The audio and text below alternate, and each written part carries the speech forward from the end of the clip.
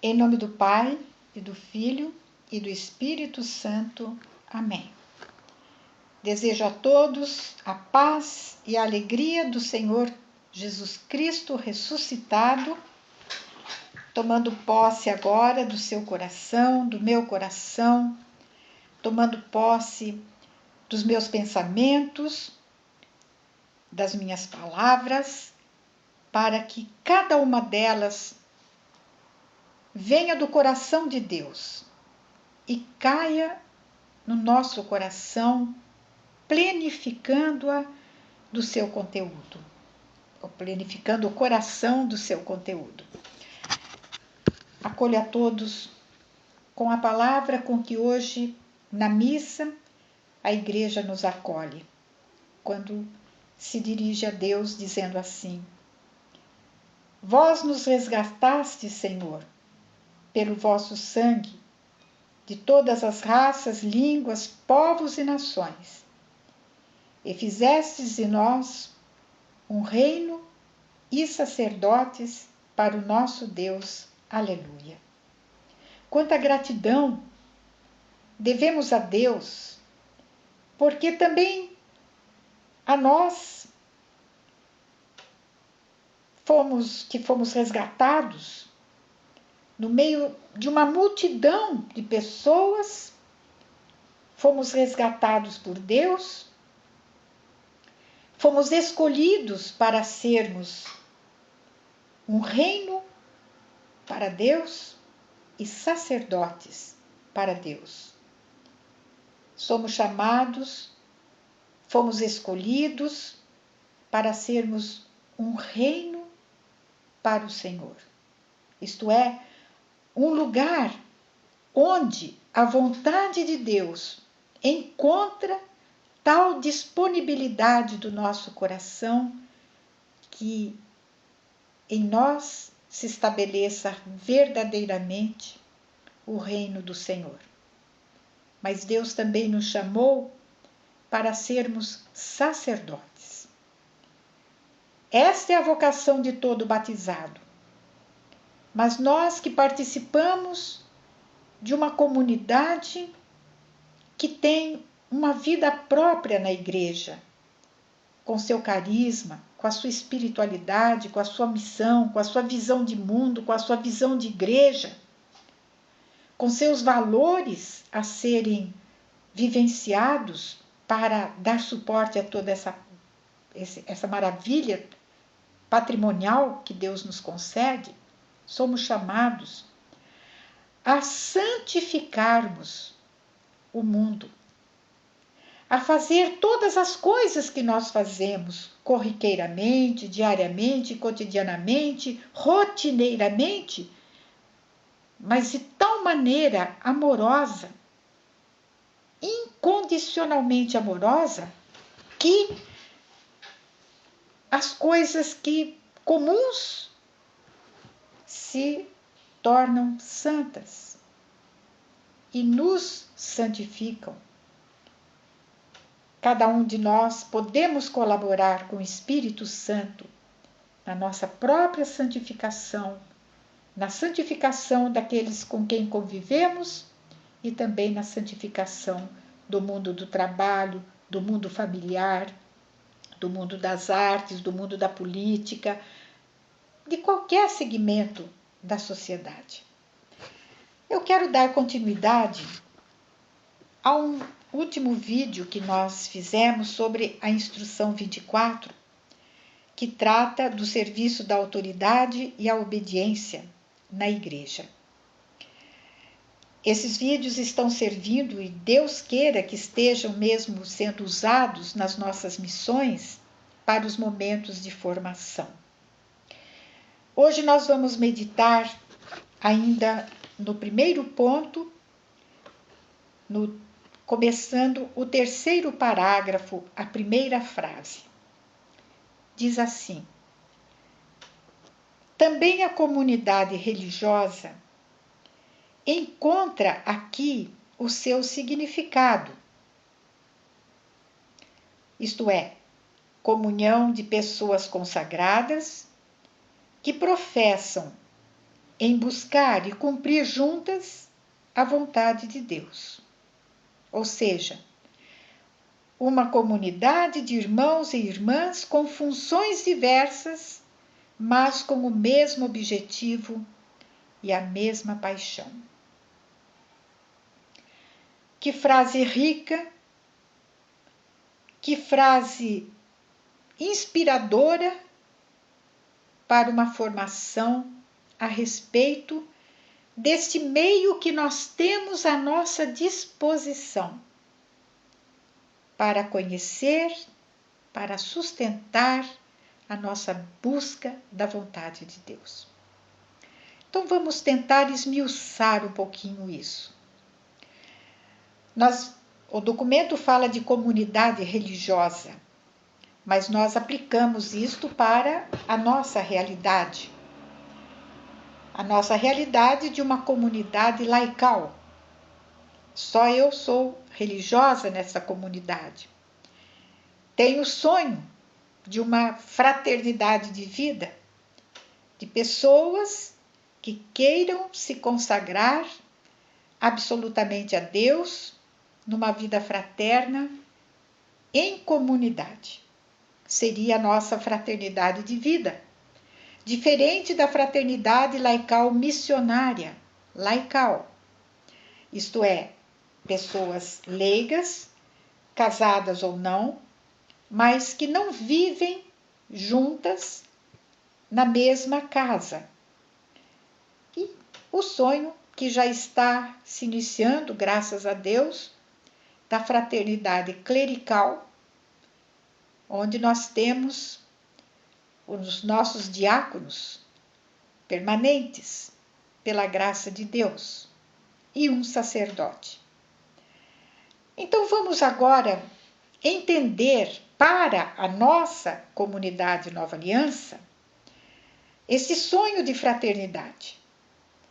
Vamos tentar então aplicar a nós o que a Igreja ensina sobre a vida consagrada, a vida religiosa. Primeiro, a Igreja diz assim que a vida em comunidade é um dos meios disponíveis que nós temos, juntamente com a liturgia das horas, a celebração dos sacramentos, a mesma regra, a vivência de uma vida debaixo de uma autoridade constituída. Todos esses itens são meios que Deus dispõe para nós para alcançarmos a santidade. Constituem esses meios um caminho na vida da busca de perfeição. Dentre esses meios, hoje, eu quero falar sobre a vida comunitária.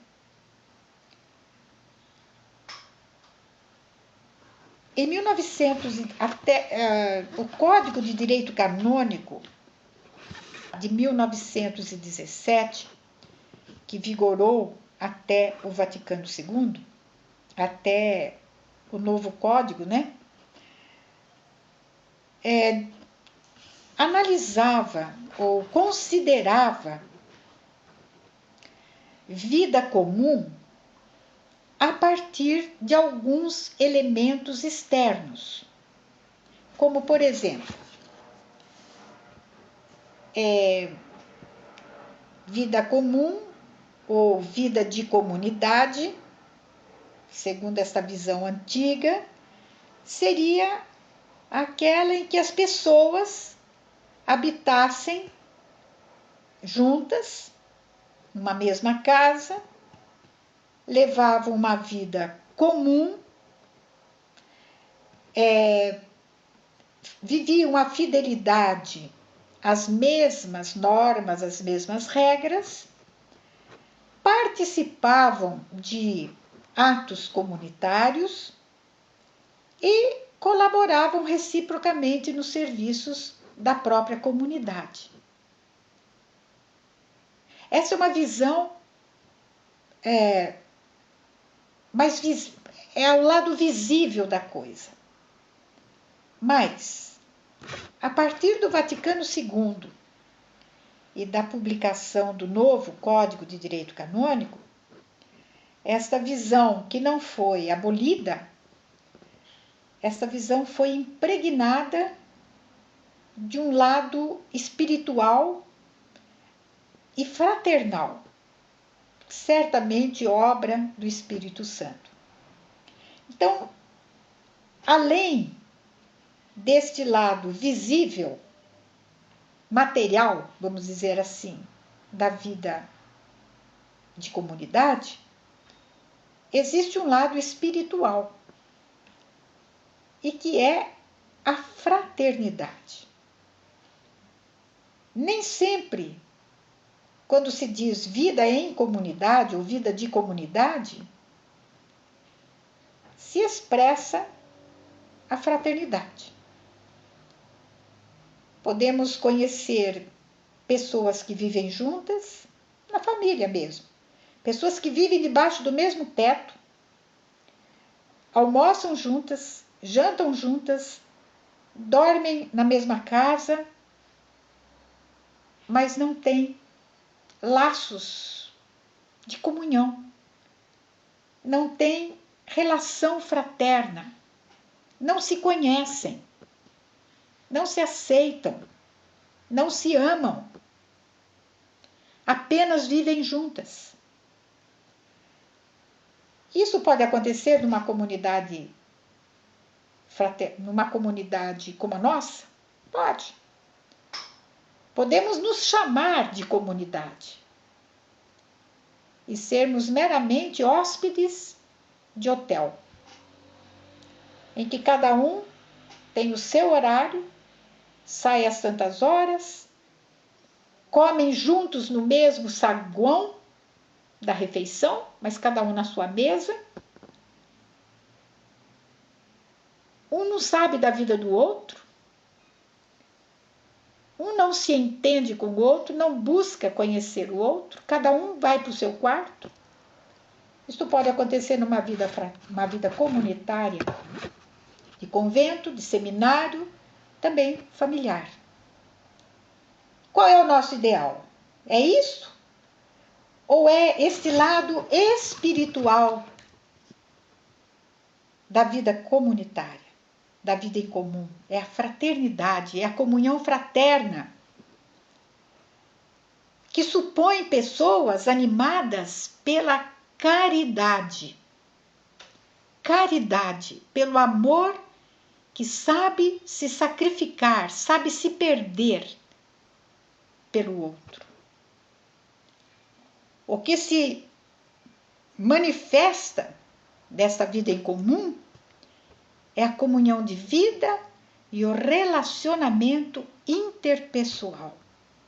Por isso eu exorto muito as nossas missões, onde temos grupos de pessoas que estão se preparando para um compromisso na vida de fraternidade.